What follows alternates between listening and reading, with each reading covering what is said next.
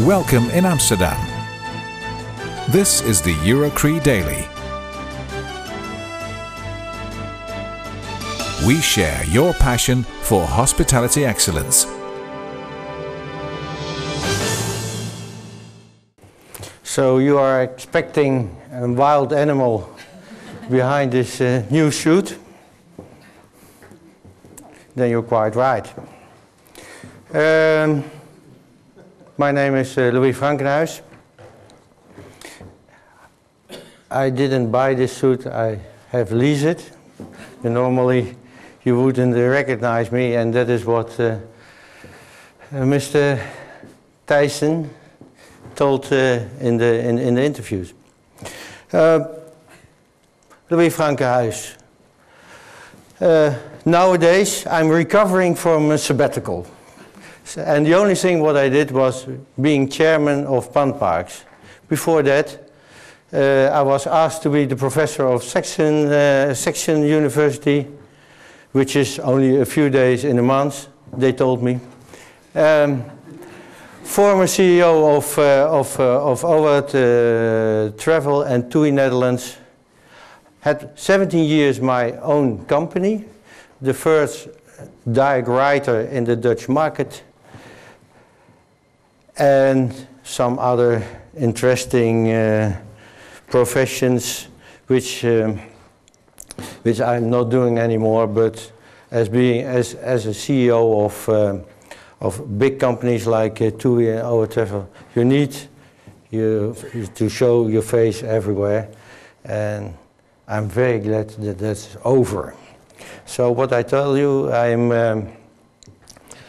am recovering from my sabbatical year. It's almost a year ago that I left the company of EuroCHRIE, and slowly I'm starting again some activities. The only thing that I accept, as you know, you are asked for a lot of a job, was being chairman of the PanParks Foundation. And I'm going to tell you why. PanParks Foundation is settled in Hungary, is an international foundation. I'm going to tell you a little bit more about it, what they're going to do. But it has to do, and that is the line which I see in these few days, has to do with the passion, my passion for the industry. I'm working now almost 30 years in this industry, a little bit less, but I always had, my background is political science, I always had a passion for people, for movement, and so I came to the leisure industry. And I made all the stages which you can have in a company, in your own company, being a chairman, etc. Why PanParks Foundation? Because I think, okay, talking about wilderness, you saw a lot of people have different thoughts about wilderness, but when I say PanParks Foundation, nobody knows what it is. And I will show you a few slides from what we are doing. PanParks works to protect the leftovers of European wilderness, and is doing that in the most undisturbed areas of nature. I will show you some slides which go to the idea that eco-travel will not disturb nature as everybody sees. What is PanParks? PanParks is the only European-wide organization focusing on protection of wilderness areas. It applies truly to an integrated approach to mobilize sustainable tourism together with wilderness conservation. It was founded almost 10 years ago. It is a Dutch initiative by the WWF Netherlands and a commercial enterprise, Molenkaten. and it has its head office in Hungary. What are we doing? We have a goal in 2015 to effective conservation of 1 million hectares of wilderness in Europe. What is PanParks wilderness? A lot of people, as was shown, have their opinions about what wilderness is. PanParks is a network of European wilderness parks where nature is not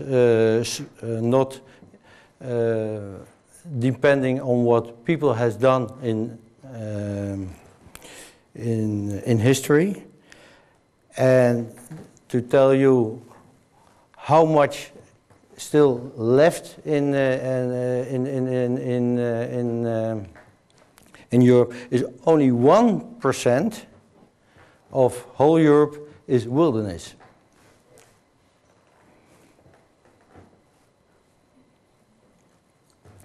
And as you know, perhaps this year, by the European community, the most important word they're using is biodiversity. And biodiversity has to do with ecosystems. And in that particular area, PanParks will do and will lead the line to have more parks integrated in their network. So, no interference of people as hunting, fishing, mining, grazing.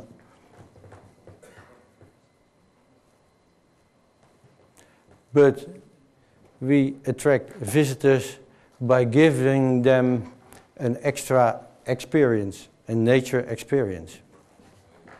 As what I come later on is one of the ideas we had by having the experience of, let's say, almost 30 years mass tourism.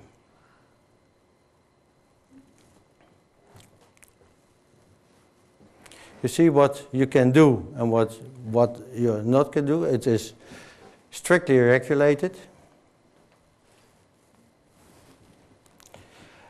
Why is wilderness so important in Europe?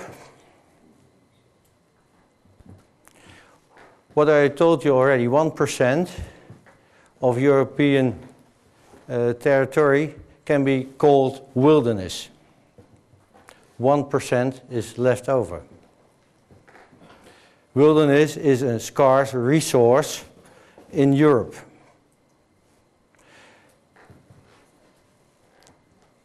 Wilderness gives benefits to us, like environment, social benefits, spiritual benefits, economic benefits. How do this foundation has work?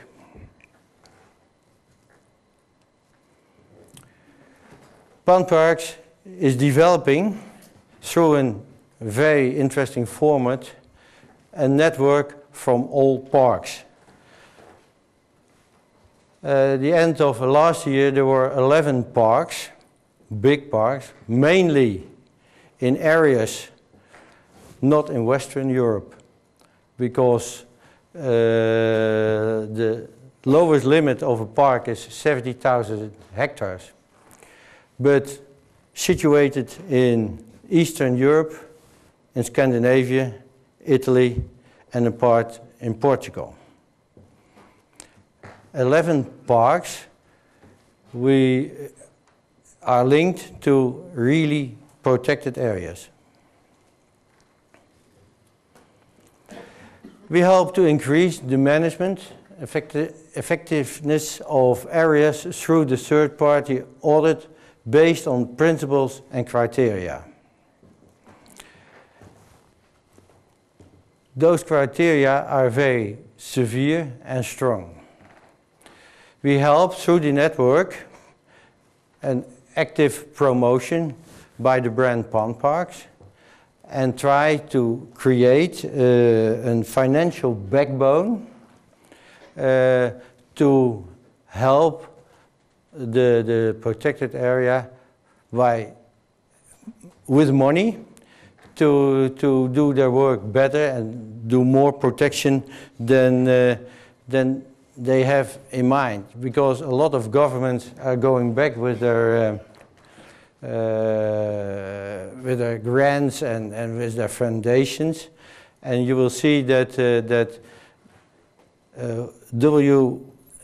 WWF has with us the idea to make to create money, extra money, by bringing visitors.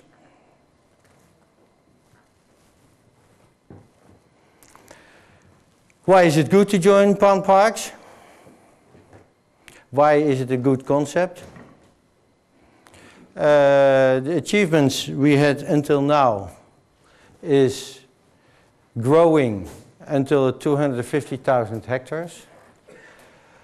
Protection of real wilderness is the goal we have. We also have the big five: brown bear, wolf, chamois.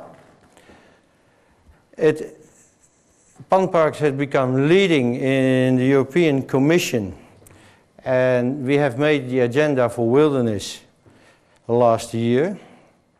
And if you have seen the exhibition of Wild Wonders in The Hague, and now all over Europe, you see that that wilderness has come to the agenda. And we are now developing tours, a kind of sustainable tourism, to get this system alive.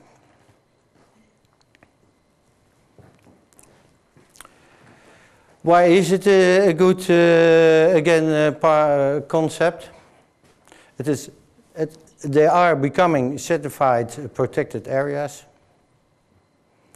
It is easier to do it together, to get PanParks as a brand. There is a lot of expertise exchanging, cooperation with communities, and we put it all under one brand, PanParks, and through that we have let's say, a European international recognition. Why is it good for the local people? Now, it's developing, among others, jobs and money. And why is it good for visitors? Because there's a guarantee for real wilderness, nature as it is. So we are getting certified tourism facilities. And through that, I told you already, there is a contribution to wilderness and to wilderness conservation.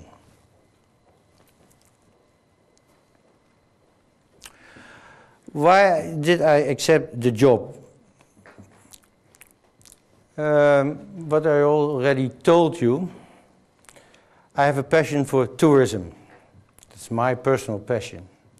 And that passion has made me what I am. And I was one of the founders in the Dutch industry to make mass tourism work. And I'm very happy, and it's clear enough I have done it. But there is also another person. First, I saw what mass tourism did in special areas. If I give you the example of the Costa del Sol, then you see that what we did with a very nice area. And I'm also convinced of the fact that if we are not have a contribution to nature, to culture from our industry, then we don't have in 50 years no industry anymore. Third, what have we done with our industry? What for effects does mass tourism has for our industry? Of course, I'm glad that a lot of people are going on holiday. But from the other side, we have made from holidays a commodity. And commodities gives you not the room to add value at your life. And commodity has to do with lean and mean business, has to do with to get the lowest price your holiday. And nowadays, I'm wild, but also a little bit conservative. In earlier times, a holiday was something special. If I go now back to my family, to my aunt, and I ask, what did you with your holiday? They don't know what they did. They said to each other, were we this year in Italy or in Spain? Or was it Turkey? The only thing what they know is that the price was well. 10 days, holiday, for 395 euros to Turkey. That has become our industry. And I ask you, has that to go on? From one side I said, okay, everybody should have holiday. With disturbance and disturbed areas, etc., etc. But what is the added value compared to the experiences you have? To my opinion, mass tourism has become a commodity in the sense of I need a house, I need food, I need a car, and I need a holiday. It is not something special anymore. And I'm very curious if we are able in the industry to bring at least the extra experience back. That was for me the reason, and also my passion, to accept this job, because I'm now able to give a prospect, a future tourist, something extra and something special and special experience for nature. And then I'm back 30 years ago, wherein in the time that I started, where Holland didn't have real mass tourism. I had a contribution to mass tourism. And I ask you, do you agree that we have back, because I have the passion for this experience, can we bring it back in a way that holidays, free time, leisure is something special again? Or how will be traveling and holidays in the future? Can we put the clock back? Thank you.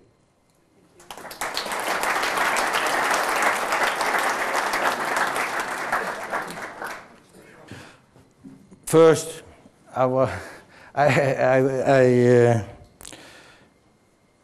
the question is not new for me, of course, because everybody said, listen, if everybody is not going to Turkey and they are all going to your parks, then there is no wilderness anymore. You're quite right.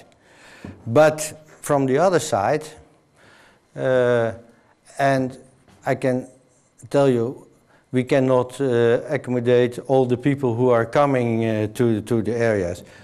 But it gives you first the idea that there is also another possibility, and you can join it, because now the parks, there will be altogether 2.3 million visitors altogether, so that is really a lot.